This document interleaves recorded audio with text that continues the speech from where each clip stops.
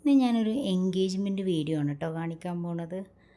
അപ്പോൾ നമ്മളെ ചെക്കനും കൂട്ടരും എത്തിയിട്ടുണ്ട്. കണ്ടോ, ചെക്കൻ്റെ ഒരു എൻട്രി ആണ്. അത് നമുക്കറിയാമല്ലോ, നമ്മളെ ക്യാമറ ചേട്ടന്മാരുണ്ടെങ്കിൽ അത്ര പെട്ടെന്ന് നമുക്ക് അവരെ ഓവർടേക്ക് ചെയ്ത് പോകാൻ പറ്റില്ല. അപ്പോൾ അവരെ കുറച്ച് ഫോട്ടോസും കാര്യങ്ങളൊക്കെ എടുത്തിട്ട് നമുക്ക് മുന്നോട്ട് പോകാൻ പറ്റുള്ളൂ. അപ്പോൾ ചിക്കൻ്റെ കൂടെയുള്ള ആളുകളെയൊക്കെ കണ്ടല്ലോ, അവരെ കയ്യിൽ എന്തൊക്കെയോ ഉണ്ട് അല്ലേ. ഞാൻ ഈ ഹിന്ദൂസിൻ്റെ എൻഗേജ്മെൻറ്റിൽ ഫസ്റ്റ് ടൈമാണ് കേട്ടോ പങ്കെടുക്കുന്നത്. അപ്പോൾ അവരെ ചടങ്ങുകൾ എന്തൊക്കെയാണ് അത് കാണാൻ എനിക്ക് ഭയങ്കര ഒരു ആഗ്രഹം ഉണ്ടായിരുന്നു. അതേതായാലും ഇന്ന് സാധിച്ചിട്ടുണ്ട്. അപ്പോൾ എന്തൊക്കെയാണ് ഇവരെ ചടങ്ങുകൾ എന്നുള്ളതൊക്കെ നമുക്ക് നോക്കാം. ഇവരെല്ലാവരും ഇത് അവരെ കയ്യിലുള്ള സാധനങ്ങളൊക്കെ കൊണ്ട് സ്റ്റേജിലേക്ക് കയറുകയാണ് കേട്ടോ ചെയ്തത്. അപ്പോൾ നമ്മളെ മണവാട്ടിക്കുട്ടി ഇവിടെ ഒന്നും ഇല്ല കേട്ടോ, പെണ്ണിനെ ഈ പരിസരത്തൊന്നും കാണാനില്ല. പിന്നെ എന്താണ് ഇവരെ ചടങ്ങുകൾ എന്നുള്ളത് നമുക്കൊന്ന് നോക്കി നോക്കാം. നിങ്ങളെപ്പോലെ എനിക്കും ഒരു ആകാംക്ഷയുണ്ട് ഇത് എങ്ങനെയൊക്കെയാണ് എന്നുള്ളത് കാണാൻ വേണ്ടിയിട്ട്. അപ്പോൾ ഇവരെ സാധനങ്ങളൊക്കെ ആ ഒരു സ്റ്റേജിൽ കൊണ്ടുവന്ന് വെച്ചിട്ടുണ്ട് ഫസ്റ്റ് തന്നെ. പിന്നെ ഇതാ അവർ രണ്ട് കൂട്ടരും, ചെക്കൻ്റെയും പെണ്ണിൻ്റെയും കൂട്ടരിരുന്ന് സംസാരിക്കേണ്ട ഇതാവും നിശ്ചയം.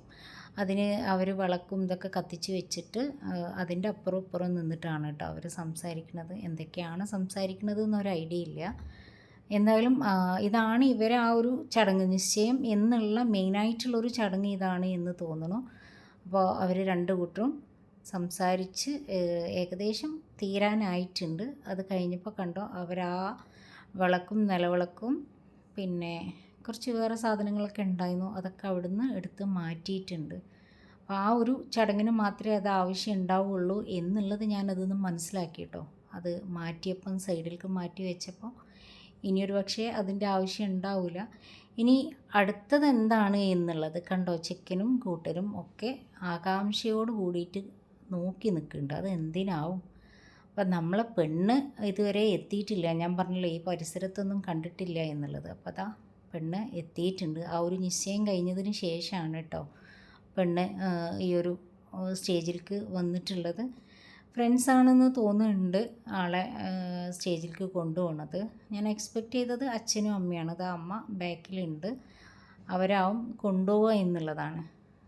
അപ്പോൾ ഫ്രണ്ട് വരെ ഇവരാണ് കൊണ്ടുവന്നാക്കിയത്. അവിടുന്ന് അച്ഛൻ്റെ കൈ പിടിച്ചിട്ടാണ് പോയിട്ടുള്ളത് കേട്ടോ. അതാണ് അച്ഛന്. അപ്പം അച്ഛനാണ് സ്റ്റേജിലേക്ക് കയറ്റി കൊടുക്കുന്നത്. അപ്പോൾ പെണ്ണിന് ഞാൻ പറഞ്ഞല്ലോ, നമ്മളെ ക്യാമറ ചേട്ടന്മാരുണ്ടെങ്കിൽ ഒറ്റയടിക്ക് നമുക്കത് കയറാൻ പറ്റില്ല എന്നുള്ളതാണ്. അവരെ ഫോട്ടോസും കാര്യങ്ങളൊക്കെ എടുത്ത് കഴിഞ്ഞിട്ടുള്ളൂ അങ്ങോട്ട് കയറി പോകാൻ പറ്റുള്ളൂ.